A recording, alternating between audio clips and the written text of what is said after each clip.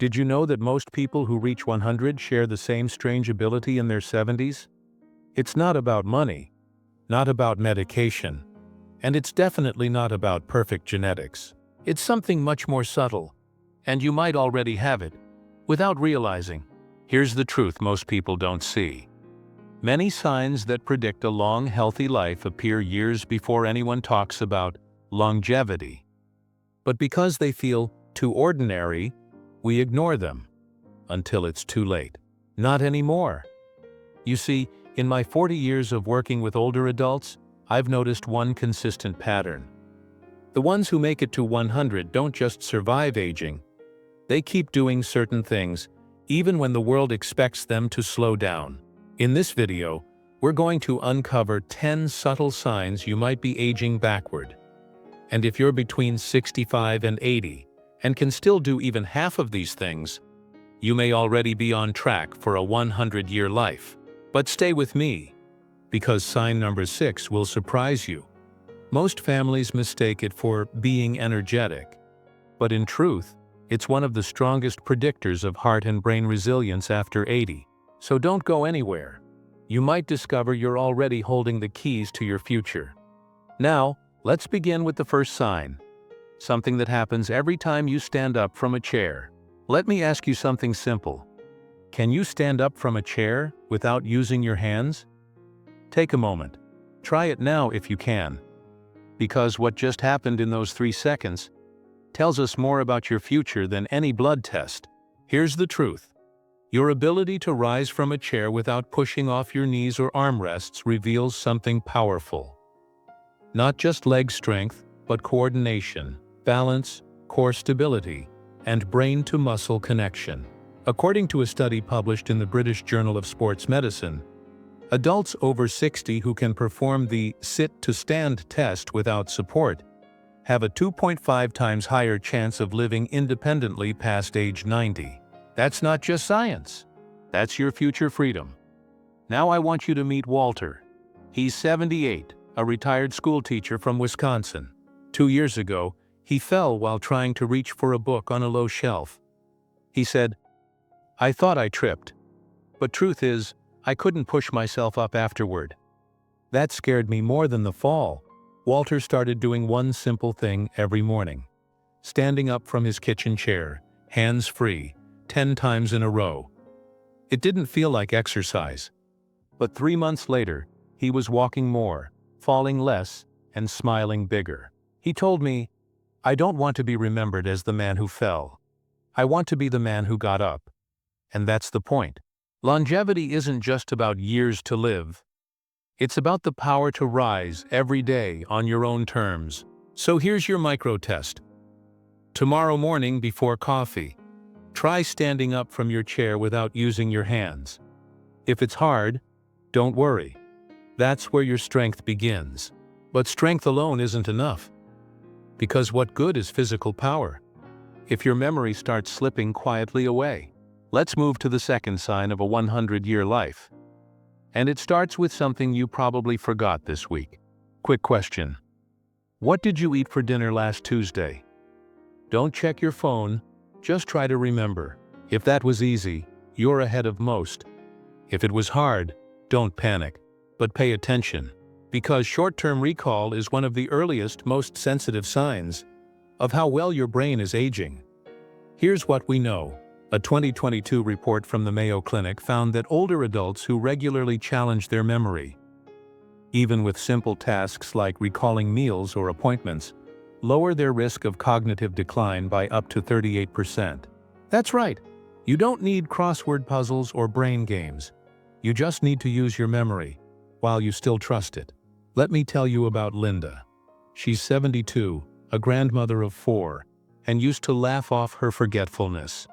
"I'm just tired," she'd say. But then she forgot her daughter's birthday. And the laughter stopped. Instead of panicking, she started keeping a small notebook. Every night, she wrote 3 things: what she ate, who she talked to. One moment that made her smile. After 2 weeks, something shifted. She began remembering names at church. She could recall the details of stories. And she felt in control again. Memory loss doesn't come with a warning label. It creeps in quietly, like a thief you don't notice, until something precious is missing. And here's the bigger problem. Most people confuse it with stress, or aging, or distraction. They don't realize their brain is whispering, "I need help." But here's the good news. Every time you ask your brain to remember, you're exercising it. Just like lifting a weight. So let's do a quick memory rep right now. Micro challenge. What were you wearing last Friday morning? Close your eyes. Try to see it. Even trying strengthens the circuit. Now imagine doing that every day for a week. How strong would your brain feel next month? Because here's the truth. Memory isn't just about facts. It's about identity. And the longer you protect it, the longer you stay you. Now, your memory tells one story. But your walking speed, it tells the whole story of your body's future. Let's move to sign number 3. The invisible clock you carry in your feet. Now tell me this. How fast do you walk when you're not in a hurry? Not when you're rushing to the bathroom. Not when you're crossing the street. Just your natural pace. That pace is telling a secret. Here's what science discovered. A study in JAMA Network followed over 34,000 adults above age 65.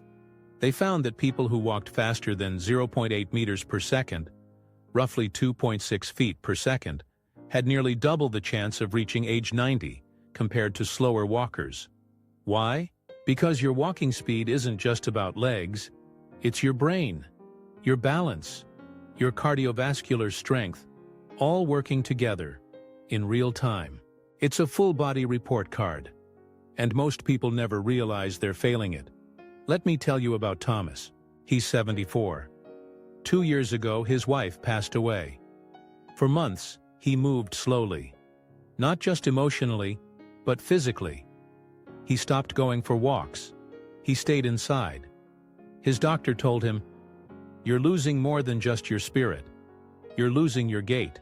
So Thomas made a quiet decision. He laced up his old sneakers and walked around the block. Once. Then again the next day. A little faster. He tracked it on his phone. He challenged himself.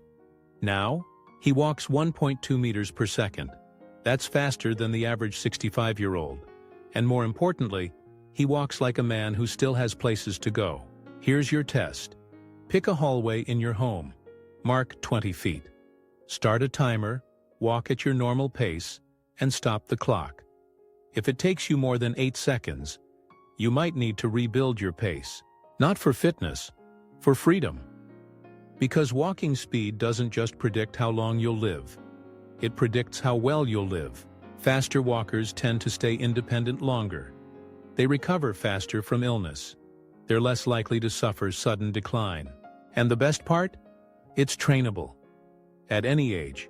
So the real question is, what's your speed telling you?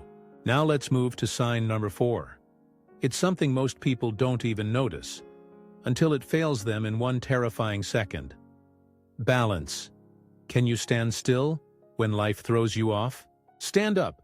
Now lift one foot slightly off the ground. Can you balance for 10 seconds without wobbling?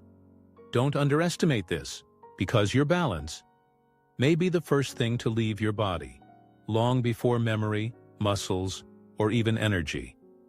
Most people think balance is just about coordination, but in truth, it's a combination of inner ear function, visual spatial awareness, core strength reaction speed, and brain-to-body timing.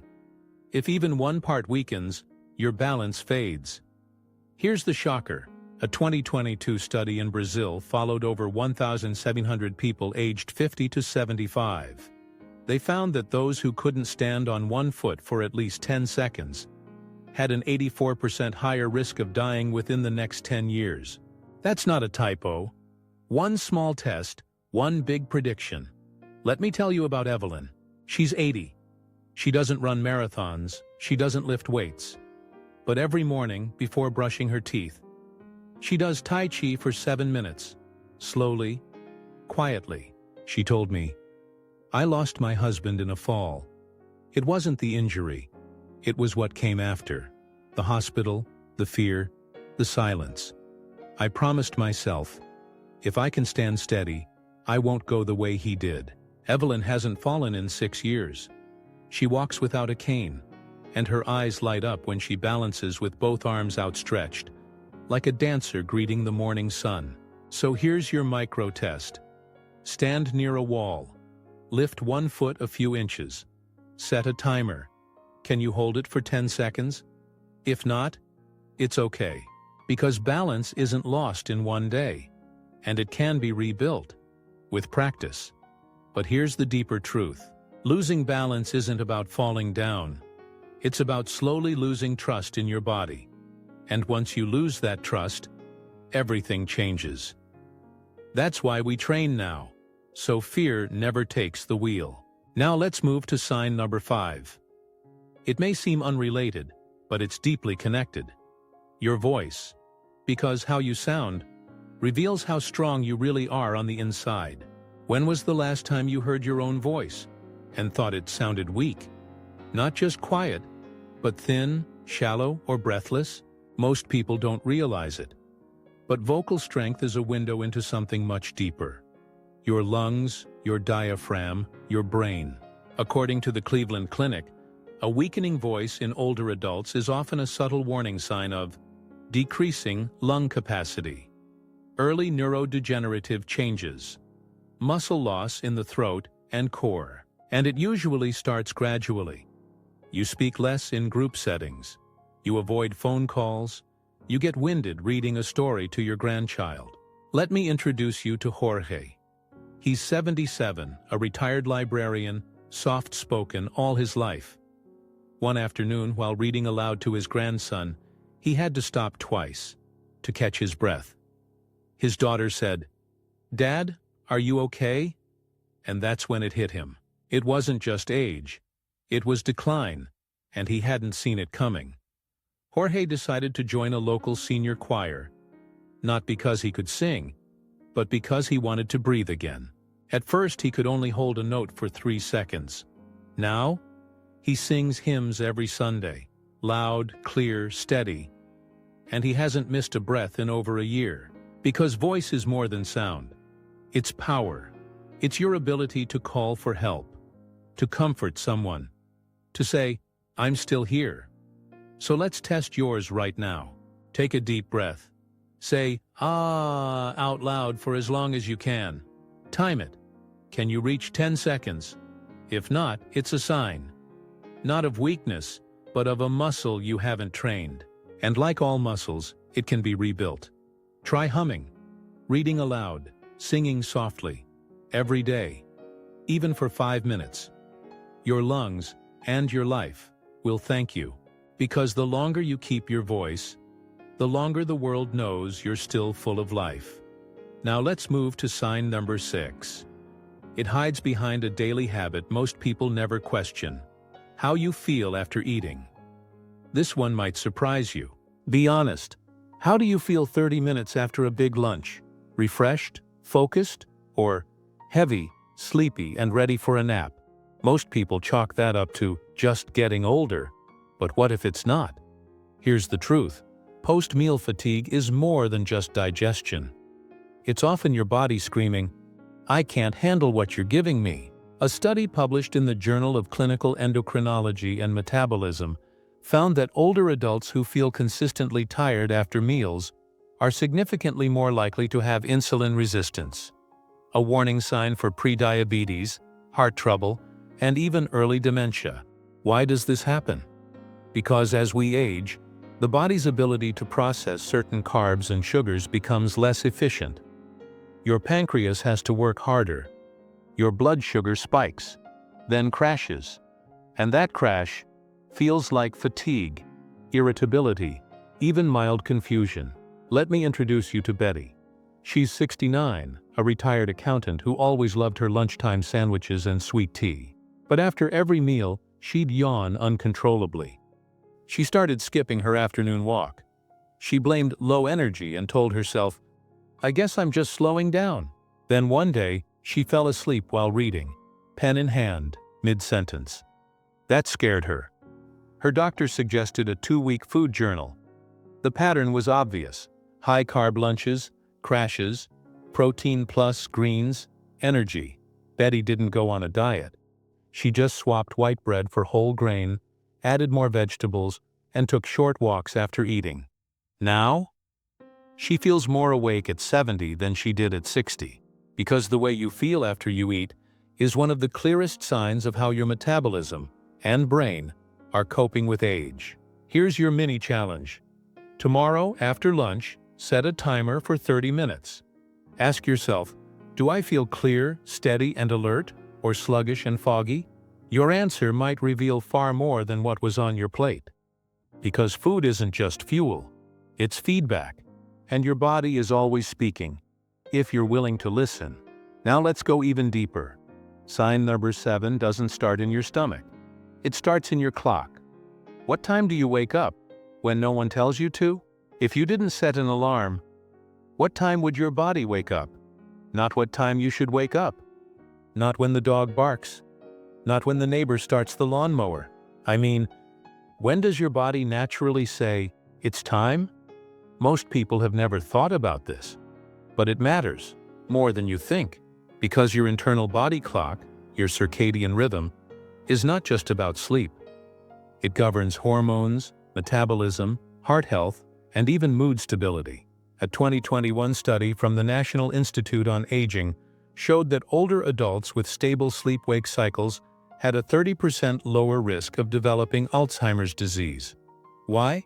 Because a predictable rhythm helps the brain detox overnight, literally clearing out waste and inflammation while you rest. Let me introduce you to Harold. He's 76, retired postal worker, and he hasn't used an alarm clock in 8 years. Every morning he wakes up at 5:45 a.m., on the dot. Not because he's disciplined, but because his rhythm is intact. He drinks warm water, steps outside barefoot for 2 minutes of sunlight, and stretches while the birds are still tuning their voices. Harold says, "I don't wake up tired. I wake up ready, even if I don't know what for." And that readiness? That's health. Because inconsistent wake times are a red flag. They often signal blood sugar instability, cortisol dysregulation, and emotional fatigue. Here's a simple micro test. For the next 3 mornings, write down what time you wake up without an alarm, how long it takes before you feel alert, whether your sleep felt restorative or just long. Patterns will emerge, and those patterns whisper the truth. If your rhythm is off, it's not just about poor sleep. It might mean your entire system is working against itself. But here's the beauty. Circadian rhythm is one of the most trainable systems in the body. Even small changes, like walking outside within 30 minutes of waking, or turning off screens 90 minutes before bed, can realign your internal clock within weeks. Because the longer you stay in sync, the longer you stay in motion. And speaking of motion, let's move to sign number 8. It has nothing to do with your body, and everything to do with your connection to others. How often do you have a 10-minute conversation that matters? When was the last time you had a real conversation? Not small talk, not "how are you?" and "fine, thanks," but a real, warm, 10-minute connection. With someone who truly saw you? You might think this has nothing to do with longevity, but it has everything to do with it. According to the Harvard Study of Adult Development, the longest-running study on human happiness, people who maintain strong, meaningful social ties live longer, recover faster from illness, and report less pain in old age. And the opposite is equally true. A 2023 meta-analysis found that chronic loneliness increases early death risk by 45%, comparable to smoking 15 cigarettes a day.